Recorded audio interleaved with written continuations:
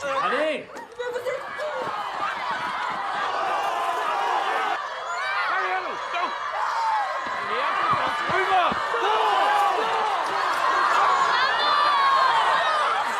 Holocaust. Apa yang ada di pikiran kalian setelah mendengar kata yang satu ini?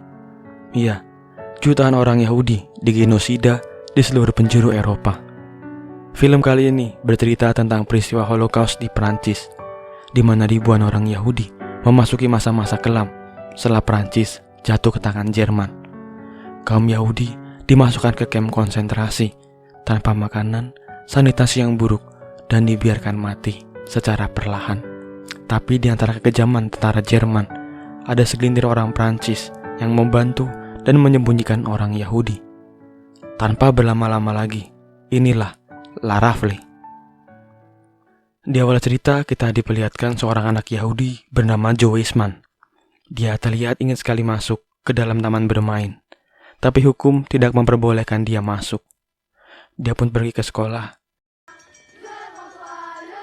Di sana dia sudah ditunggu oleh temannya bernama Simon Ziegler.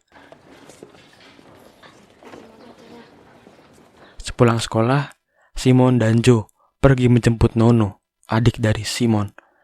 Mereka bermain sambil mengemis ke orang-orang Jerman. Joe Weissman, Simon Ziegler, dan Noe Ziegler tinggal di sebuah gang yang diisi oleh beberapa keluarga Yahudi. Mereka semua hidup dalam kemiskinan setelah orang Yahudi dilarang bekerja. Joe memiliki 2 orang saudari bernama Charlotte dan Rachel. Mereka semua hidup bahagia seperti keluarga pada umumnya. Tawa dan canda menghiasi rumah mereka setiap hari. Cerita beralih ke kepolisian Prancis. Helmut Notchen yang saat itu menjabat sebagai senior komander SS memerintahkan kepolisian Prancis untuk mendeportasi orang-orang Yahudi dan dimasukkan ke Winter Velodrome, yakni sebuah gedung serbaguna yang terletak di pinggir kota Paris. Lalu cerita beralih lagi ke Joe Weissman. Dia telah memasuki masa liburan sekolah, tapi terdapat aturan baru yang dibuat Jerman. Aturan tersebut melarang orang Yahudi untuk muncul di depan umum. Hal itu membuat Charlotte tidak dapat melanjutkan les baletnya, dan Rachel mendesak mereka semua untuk pergi keluar dari Prancis karena melihat keadaan yang semakin tidak kondusif. Tapi karena keterbatasan biaya, mereka semua terpaksa untuk bertahan. Di suatu sore, Joe bersama yang lainnya sedang bermain di sebuah taman. Tapi seorang polisi Prancis datang dan mengusir mereka semua, karena taman ini bukan untuk orang Yahudi. Lalu cerita beralih lagi ke kepolisian Prancis. Mereka sudah menetapkan tanggal pendeportasian dan sudah siap dengan 5.000 personil kepolisian. Kepolisian Prancis ditargetkan oleh Gestapo membawa 24.000 orang Yahudi. Lalu seorang polisi Prancis membocorkan informasi tentang pendeportasian paksa orang Yahudi yang akan dilakukan nanti malam. Rachel memperingatkan keluarganya tentang rumor tersebut, tapi mereka semua tampak tak percaya dan tidak menghiraukan perkataan Rachel. Ternyata perkataan Rachel bukanlah rumor semata. Malam itu adalah malam terakhir mereka dapat berkumpul dalam kebahagiaan.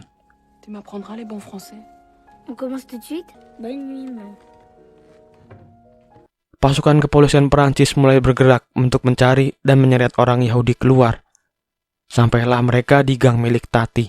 Dia memberi kode agar orang Yahudi keluar lewat pintu belakang.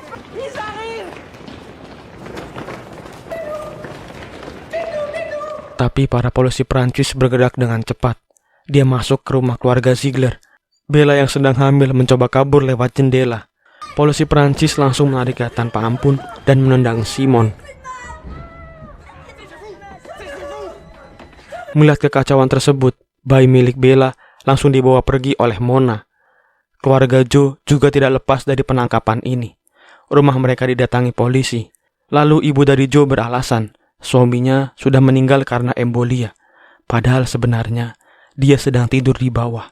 Joe tidak sengaja membocorkan hal tersebut dan akhirnya mereka sekeluarga dibawa pergi.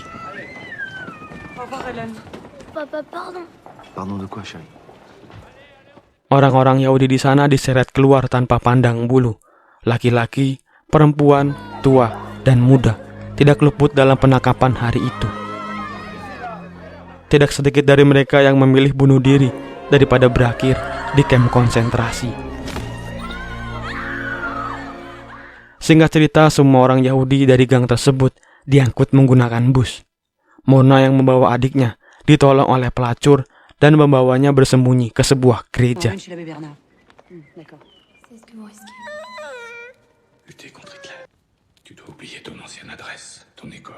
Dari jumlah total 24.000 yang ditargetkan, kepolisian Prancis hanya bisa membawa 13.000 kaum Yahudi saja.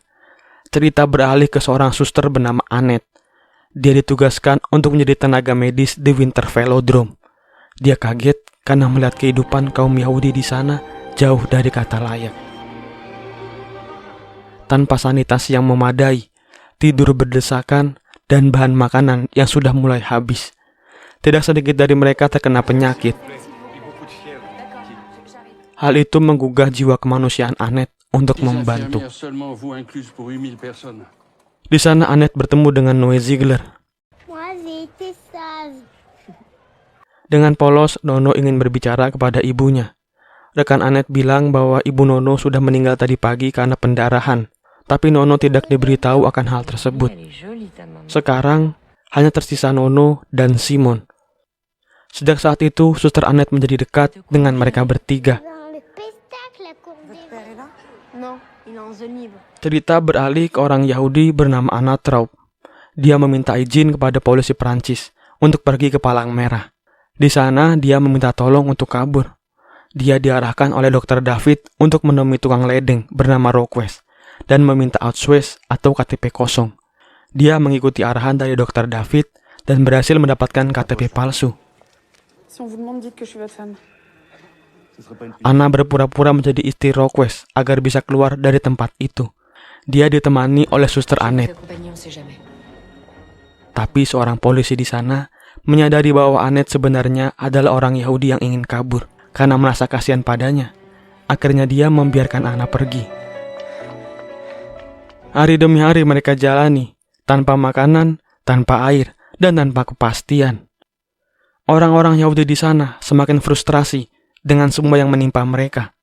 Di tengah-tengah ketidakpastian tersebut, datanglah pasukan pemadam kebakaran Prancis. Mereka disambut dengan teriakan putus asa. Melihat situasi yang sangat menyedihkan, komandan pemadam kebakaran tergerak hatinya dan langsung memerintahkan anak buahnya untuk membagikan air. Teriakan putus asa berubah menjadi tepuk tangan. Para pemadam kebakaran bahu-membahu mendistribusikan air.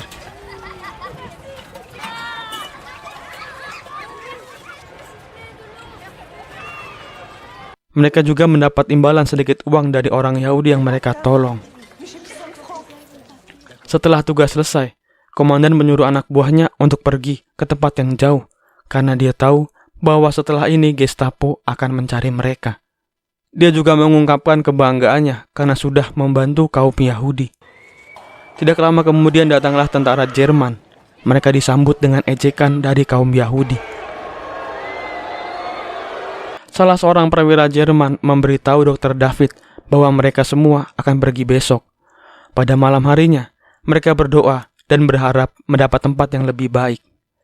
Suster Annette yang sedang mencari angin di luar bertemu dengan polisi yang menolong Anna kemarin. Dia menceritakan keluh kesahnya dalam menjalankan tugas ini. Suster Annette menantang dia membeli makan untuk orang Yahudi yang kelaparan. Tapi tidak lama kemudian, orang-orang Yahudi di dalam mulai dipindahkan. Mereka semua dipindahkan menggunakan kereta menuju kamp di selatan Prancis. Canda tawa dan kebahagiaan sirna dari wajah mereka. Banyak anak-anak yang menangis karena terpisah dari orang tuanya. Dr. David dan relawan kesehatan yang lain juga ikut rombongan ini. Mereka dimasukkan ke gerbong yang biasa digunakan kuda. Singkat cerita, mereka semua sampai di camp. Kondisi camp tidak jauh lebih baik dari sebelumnya. Halaman camp ditumbuhi oleh rumput-rumput tinggi. Barak yang panas dan bau akan menjadi teman baru mereka. Saat Jose keluarga mandi, tanpa sengaja mereka bertemu dengan ibu dari Anna Traub. Dia terpisah oleh Anna dan mengira Anna sudah dimasukkan ke kamp lain. Cerita beralih ke suster Annette yang sedang mengurus makanan. Tiba-tiba Nono datang sambil ngambek dan menanyakan kapan ibunya datang. Terpaksa Suster Annette berbohong dan bilang bahwa ibunya sedang mengantarkan adiknya. Makanan sudah siap. Orang-orang di sana makan dengan lahap walaupun supnya hanya air saja. Suster Annette bingung karena jatah makanan yang semakin menipis. Pada malam harinya, Suster Annette menulis surat untuk atasannya dan meminta bantuan. Tapi Dr. David menyarankan Annette untuk pergi langsung menemui Perfect. Pada siang harinya, Anna menyelinap mengunjungi camp dan membeli sekotak oleh-oleh untuk ibunya. Joe dan Simon memberikan kotak itu ke Nyonya Traub. Dia terlihat sangat senang mendengar kabar bahwa Anna hidup dengan selamat. Tidak lama kemudian Suster Annette datang membawa bantuan makanan. Mereka semua lari berhamburan dan mengantre demi bisa mendapat jatah. Pada hari itu, mereka bisa kembali makan makanan yang layak. Mereka semua menumpahkan kegembiraannya dengan berdansa sambil melupakan sejenak penderitaan yang mereka alami.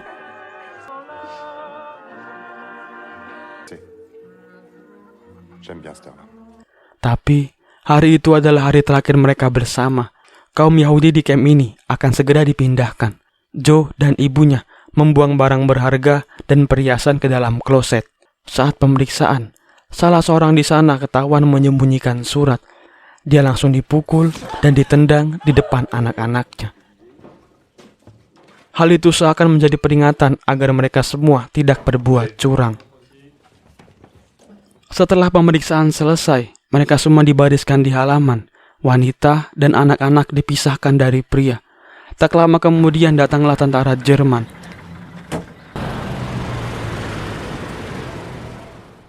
Memberi perintah untuk memisahkan anak-anak dari orang tuanya. Para wanita histeris dan menolak. Terpaksa, para tentara menggunakan cara yang lebih keras. Mereka memaksa menghajar setiap wanita yang tidak menyerahkan anaknya.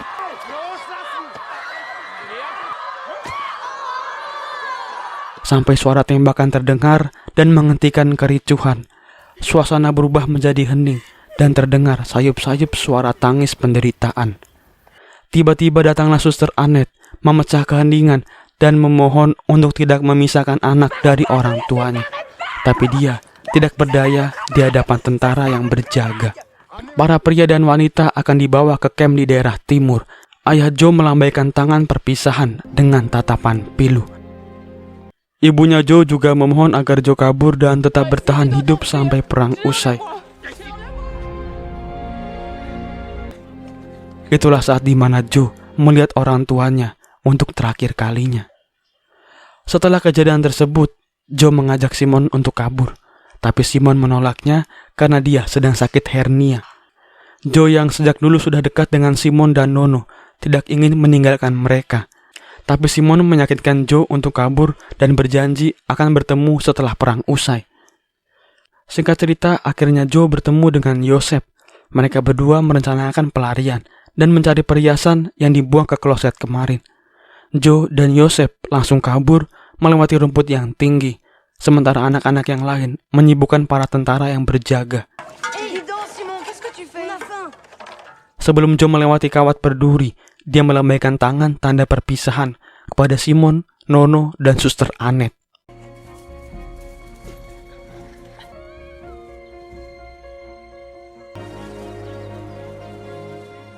Keesokan harinya, tentara Prancis akan memindahkan mereka semua.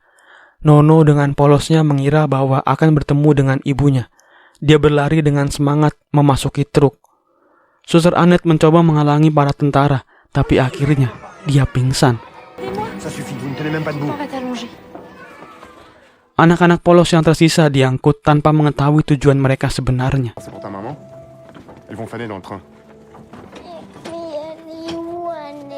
Suster Annette yang baru tersadar ingin langsung menemani anak-anak. Tapi dokter yang merawatnya menceritakan realita yang terjadi. Anak-anak di sini akan dibawa menggunakan kereta ke Auschwitz dan langsung dimasukkan ke kamar gas. Dokter tersebut meminta Annette pasrah karena mereka belum memiliki kekuatan. Suster Annette yang belum sepenuhnya sehat langsung lari. Dia menaiki sepeda dan mengejar truk tersebut.